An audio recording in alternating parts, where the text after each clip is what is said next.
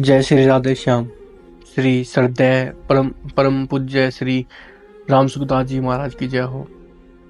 उनके द्वारा लिखित साधक संजीवनी भगवत गीता का प्रथम अध्याय से तीसरा श्लोक हम प्रारंभ करने जा रहे हैं, तो कृपया करके ध्यान से सुने और इसका स्मरण करें। पश्चात्याम पांडुपुत्राणा आचार्य महतिम चमोमय वयुडाम द्रुपद पुत्रेण तव शिष्येण धीमता। श्लोक नंबर 3। आचार्य द्रोण के लिए आचार्य संबोधन देने में दुर्योधन का यह भाव मालूम देता है कि आप हम सबके और कौरवों और पांडवों के आचार्य हैं। शास्त्र विद्या सिखाने वाले होने से आप सबके गुरु हैं, इसलिए आपके मन में किसी का पक्ष यहाँ आग्रह नहीं होना चाहिए। तवै शिष्येण धीमता। इस पदों का प्रयोग करने में दुर्योधन का भाव यह है कि आप इतने सरल हैं कि अपने मारने के लिए पैदा होने वाले धृष्टद्युम्न को भी अपने अस्त्र शस्त्र की विद्या सिखाई, और वह आपका शिष्य धृष्टद्युम्न इतना बुद्धिमान है कि उसने आपको मारने के लिए आपसे ही अस्त्र शस्त्र की विद्या सीखी।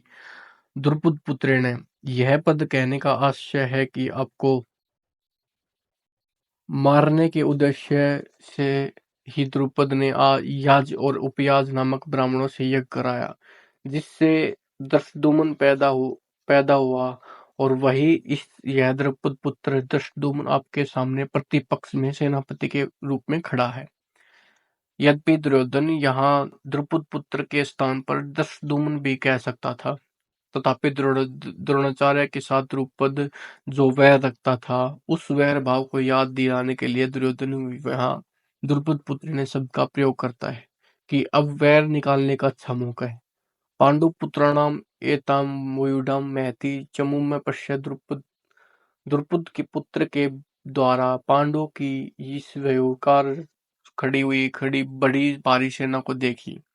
तात्पर्य है कि जिन पांडवों पर आप स्नेह रखते हैं, उन्हीं पांडवों ने आपके प्रतिपक्ष में खास आपको मारने वाले द्रुपद पुत्र को सेनापति बनाकर व्यूह रचना करने का अधिकार दिया है। अगर पांडव आपसे स्नेह रखते तो कम से कम आपको मारने वाले को तो अपनी सेना का मुख्य सेनापति नहीं बनाते, इतना अधिकार तो नहीं देते, परंतु सब कुछ जानते हुए भी उन्होंने उसी को सेनापति बनाया। यद्यपि कौरवों की अपेक्षा पांडवों की सेना संख्या में कम थी, अर्थात कौरवों की सेना 11 अक्षौहिणी और पांडवों की सेना 7 अक्षौहिणी थी, तथापि दुर्योधन पांडवों की सेना को बड़ी भारी बता रहा था।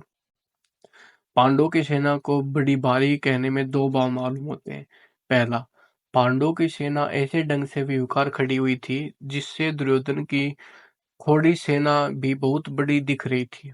दूसरा, पांडव सेना में सब के सब योद्धा एक मत के थे। इस एकता के कारण पांडु की थोड़ी सेना भी बल से उत्साह में बड़ी मालूम दे रही थी।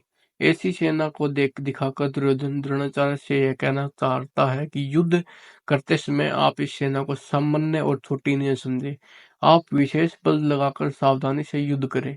पांडवों का सेनापति है तो इसका शिष्य द्रौपदी ही, अतः उस पर विजय करना आपके लिए कौन सी बड़ी बात है। एतापश्य कहने का तात्पर्य है कि यह पांडव सेना युद्ध के लिए तैयार होकर सामने खड़ी है, अतः हम लोग इस सेना पर किस तरह से विजय कर सकते हैं, इस विषय में आपको जल्दी से जल्दी निर्णय लेना चाहिए। आगे के श्लोक में द्रोणाचार्य जैसे पांडवों की सेना देखने के लिए प्रार्थना करके अब दुर्योधन अपने पांडव सेना के महारथियों को दिखाया था।